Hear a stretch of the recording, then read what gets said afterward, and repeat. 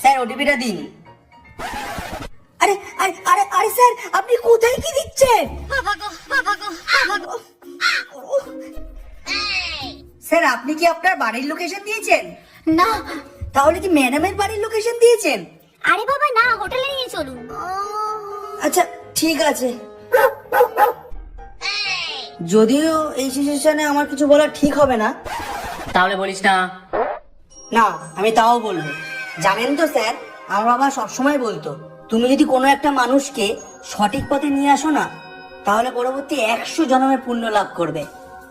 এবছর শ্রীভূমির বুর্জ খলিফাটা দেখতে পারিনি তো কি হয়েছে, তোমার বুর্জ খলিফাটা পুরোটা দেখবো। আজকে আমি আমার বাবার প্রথম বচন শোনাচ্ছি। আমার বাবা বলতো, ইচ্ছার বাসনা দুটোই পুরনো জামা কাপড়ের মতন, এগুলো খুলে ফেলে দেওয়া উচিত।